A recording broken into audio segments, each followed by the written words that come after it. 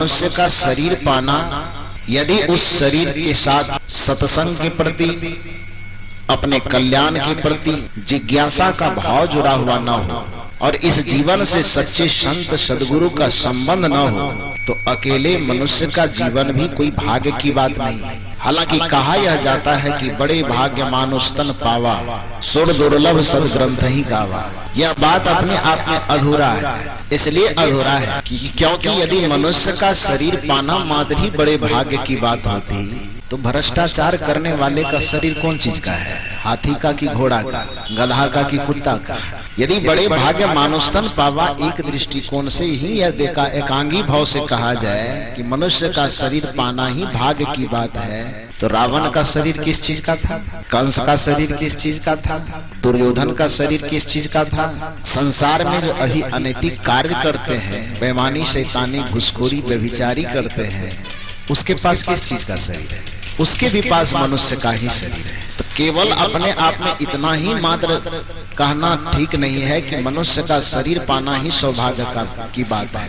मनुष्य के शरीर के साथ मोक्ष पद की जिज्ञासा हो, कल्याण पद की जिज्ञासा हो और साथ सच्चे संत और सदगुरु का सानिध्य हो। क्योंकि दुख से छूटने के लिए, बंधन से छूटने के लिए, मानव जीवन के परम प्रयोजन को प्राप्त करने के लिए तीन चीज की आवश्यकता होती है। स्वामी विवेकानंद ने इसके संबंध में कहा है कि आप एक पक्षी को इस धरती पर से उड़ते हुए देखे हैं?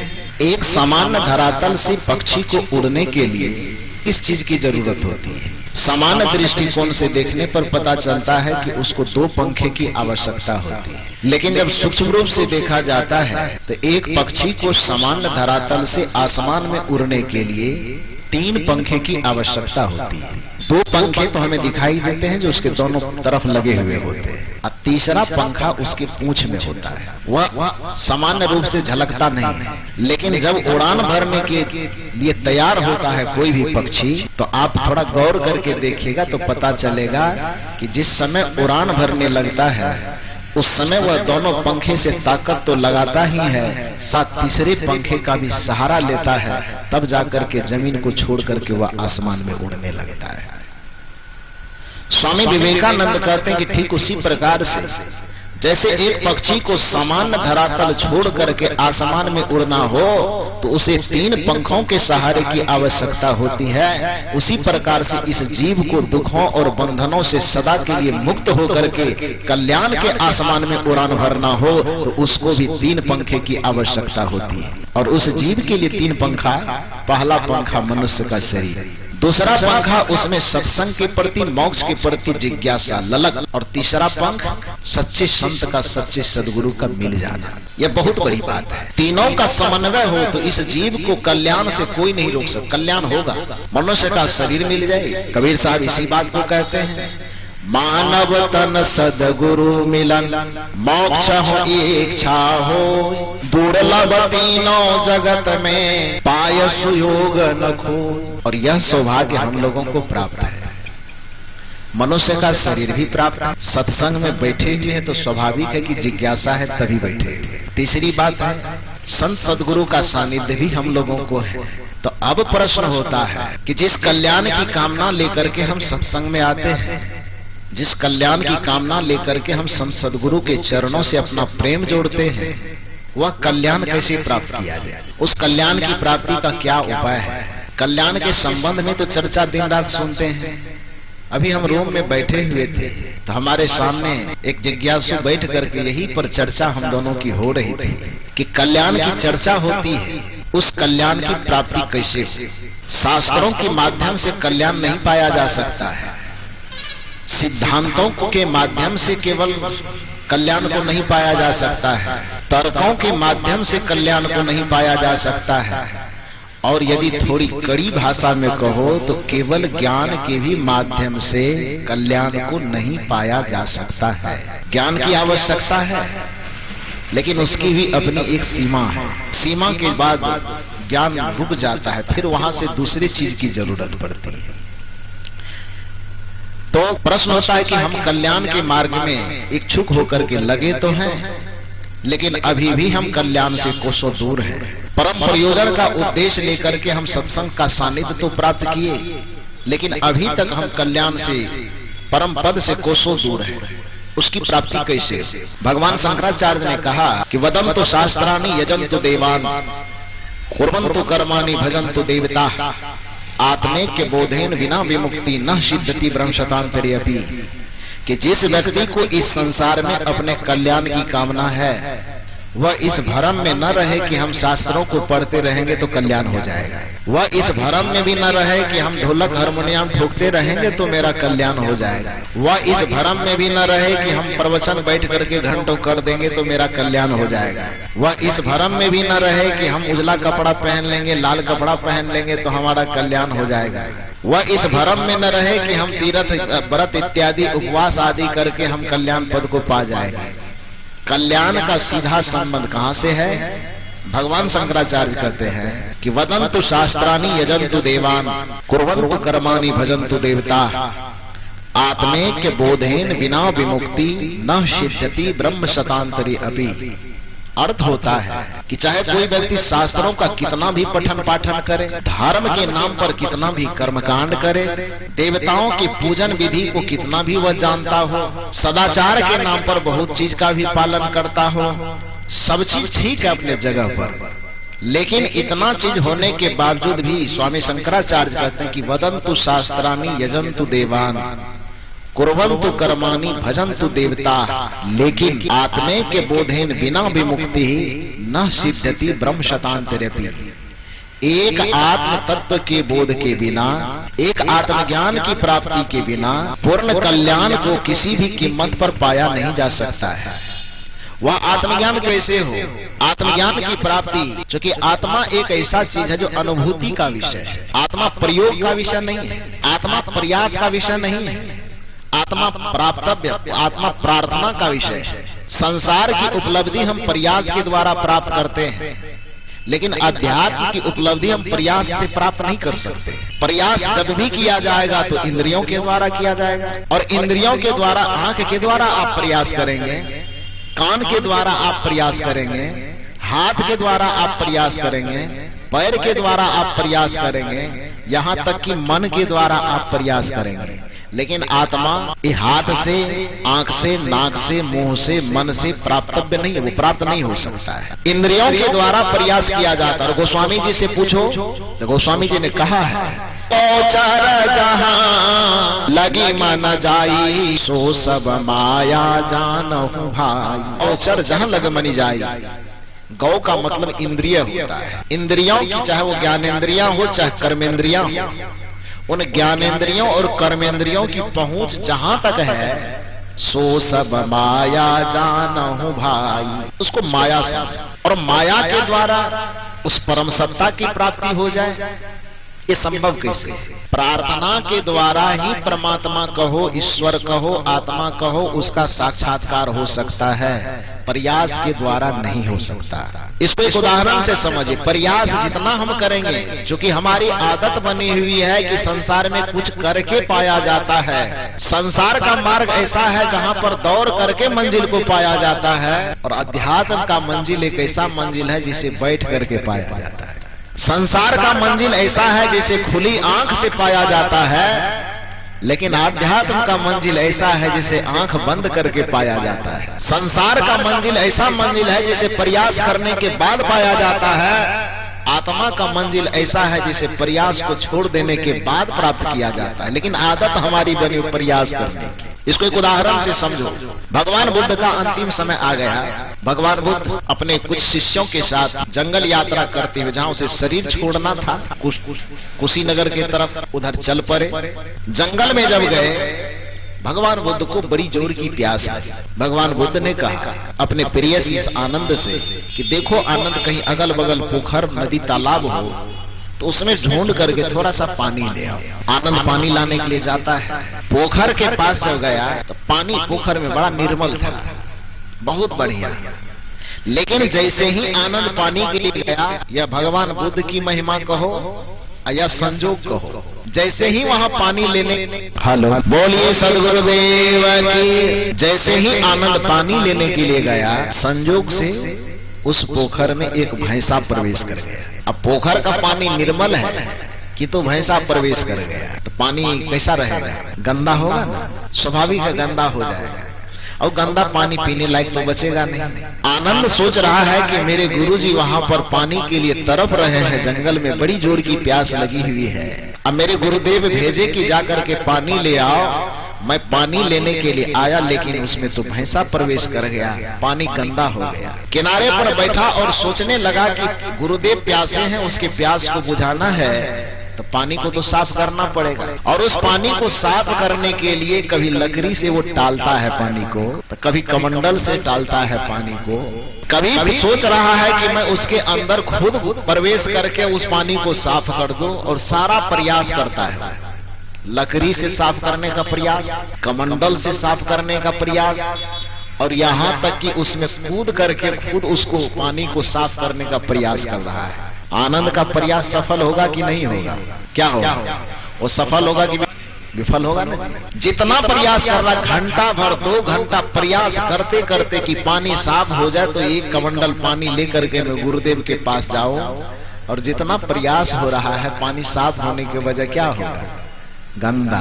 थके हारे उधर से लौटे आया प्रभु, 2 घंटे के बाद गलती हो गई। कहा क्या हुआ? कहा पानी लाने भेजे, पानी तो बड़ा स्वच्छ था, बड़ा निर्मल था, लेकिन मेरे जाते जाते एक भैंसा उस पोखर में प्रवेश कर गया और पानी गंदा हो गया। मैं बहुत प्रयास किया, कोशिशें बहुत हुई मेरे द्वारा कि उस पानी को साफ किया जा सके। इसके लिए मैं लकड़ी का सहारा लिया, बड़ा हिलकोड़ा इधर उधर, कमंडल से भी पानी को इधर उधर टालने का प्रयास किया, और उससे संभल नहीं पाया तो मैं खुद नदी में कूद करके उसको साफ करने का प्रयास किया। लेकिन दुख की बात है कि पानी साफ हो नहीं पाया। मैं अंत में निराश होकर के लौट करके आया। शायद कहो कि भगवान बुद्ध की अंतिम परीक्षा ही थी वह। भगवान बुद्ध ने आनंद से कहा कि तुम पानी को साफ करने का जो तरीका चुना वो बड़ा गलत तरीका था। पानी को साफ करने का तरीका ही तुम्हारा गलत था, पानी साफ होगा कैसे? आनंद ने कहा कि तब क्या करना चाहिए? बुद्ध ने कहा कुछ नहीं करने से ही उस कार्य में तुम्हें सिद्धि मिलेगी। जितना तुम्हारे द्वारा प्रयास होगा उस गंदे पानी को साफ करने का ध्यान रखना। कोशिश तो तुम करोगे कि साफ हो जाए, लेकिन तुम्हारा कोशिश उल्टा परिणाम लाएगा। साफ होने के बजाय पानी और गंदा होता चला जाएगा।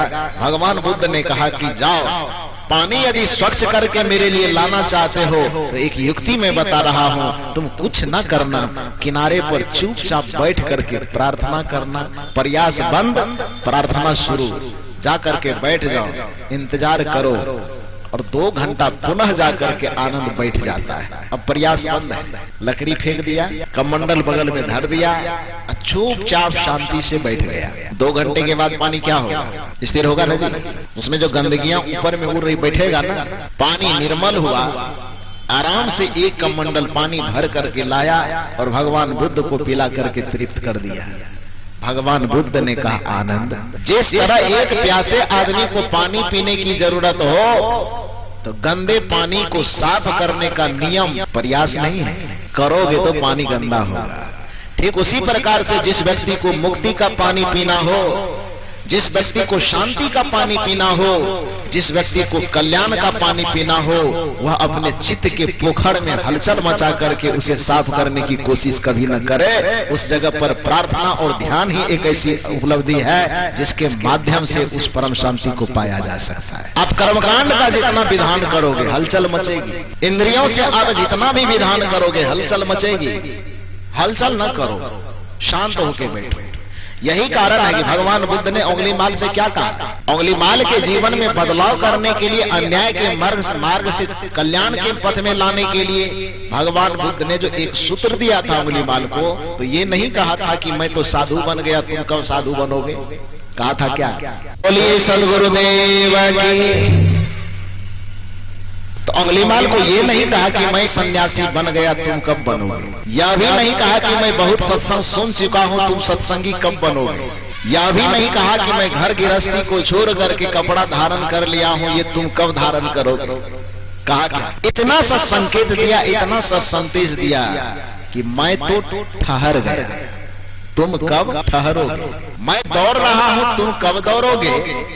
मैं सन्यासी बन गया, तुम कब सन्यासी बनोगे। मैं सत्संग में आ गया, तुम सत्संग में कब आओगे। यह संदेश भगवान बुद्ध का नहीं है। बल्कि भगवान बुद्ध का संदेश था, मैं तो ठहर गया, तुम कब ठहरोगे? मैं शांत हो गया, तुम कब शांत होगे? मैं मिट चुका हूं, मैं लौट चुका हूं, तुम कब लौटोगे? लौट करके देखो ना।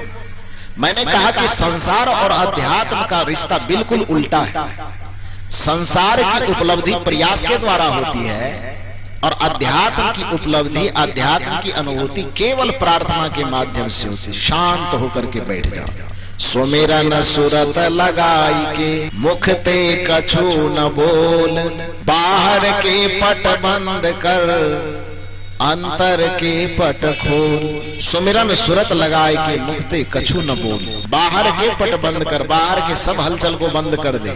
अब इसका मतलब यह नहीं कि व्यवहार आपको नहीं करना। जब व्यवहारिक काम आवे तो व्यवहारिक कार्य करने के लिए जो इंद्रियों का जो व्यापार है, आंख से देखना, कान से सुनना, मुंह से बोलना, वह कीजिए। वह व्यवहारिक मामला है, उसमें कोई अवरोध नहीं है। जब व्यवहारिक कार्यों में आप संलग्न होने जाएं तो आंख का जो काम है वो करने दीजिए, कान का जो काम है वो होने दीजिए, पैर का जो काम है वो होने दीजिए, सभी इंद्रियों का जो अपना कार्य व्यापार है वो होने दीजिए। लेकिन जब आप कल्याण के रास्ता में चलना शुरू कर दें, अर्थात जब आप पारमार्थिक साधना करने के लिए उद्यत हो बैठे, तो एक ही काम, संसार वाला सिस्टम नहीं, संसार वाला नियम विधान वहां नहीं।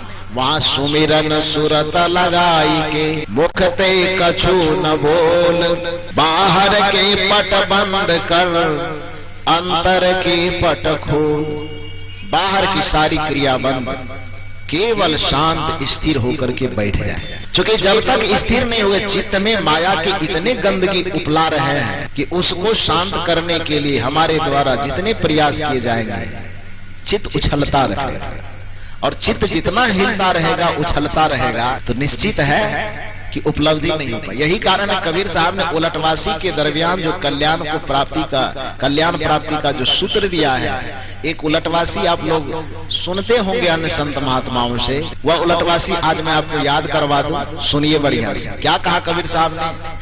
पहले तधी जमाइए, कल्याण का सूत्र है, उलटवासी फार्मूला है, संकेत है। पहले दधी जमाइए, पीछे दुहिए गाय, बछरुआ के पेट में माखन हाट बिकाए। कैसा लग रहा है सुन?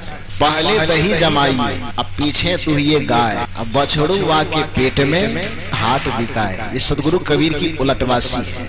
इसमें सदगुरु कबीर साहब कल्याण का सूत्र बताते, बिल्कुल संसार से उल्टा होकर के। संसार का नियम क्या है?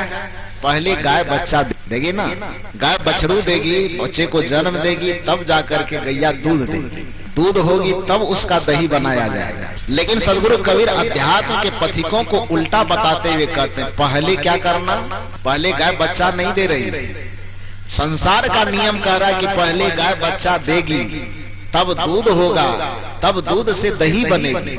और यहाँ पर कबीर साहब क्या कहते हैं?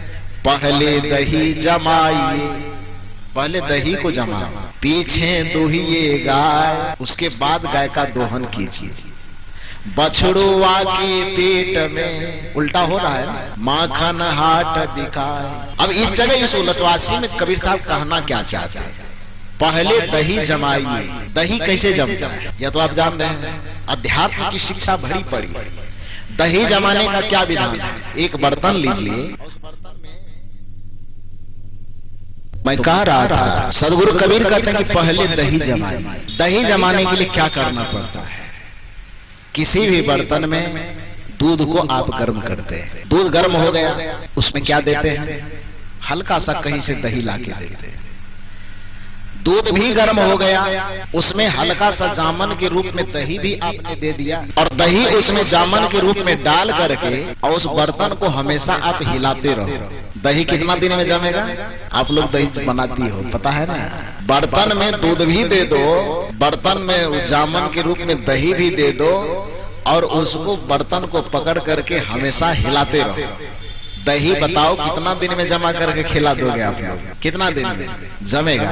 दही जमाने का यह सूत्र है कि दूध हो पास में, यह भी ठीक है, हेलो, उसमें जामन भी पड़े, यह भी ठीक है, लेकिन इतना होने के बावजूद भी उस बर्तन को स्थिर रखना भी बहुत आवश्यक है। दूध आपको लाने के कल्याण के लिए बाहर से कुछ भी लाने की आवश्यकता नहीं। दूध आपके पास है, पहले से मौजूद है। श्रद्धा का दूध है आपके पास, कमी नहीं है। और जिसके पास नहीं हो तो दूध पहले खरीदना पड़ेगा, श्रद्धा लानी हो। श्रद्धा का दूध है, उसमें विश्वास का जामन पहले से है। नहीं होता तो आप सत्संग में ना आते। श्रद्धा और विश्वास की पूंजी आपके पास पहले से है, इसलिए सत्संग में आए हो।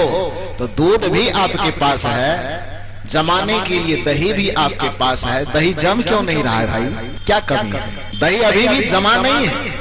यदि दही जमा जाता है ना तो गैया दुहाना शुरू हो जाता है। अध्यात्म के अनुसार दूध आपके पास मौजूद है, जामन भी मौजूद है, अर्थात श्रद्धा भी आपके पास है और विश्वास भी आपके पास है, किंतु दही अभी भी नहीं बन पा रहा है।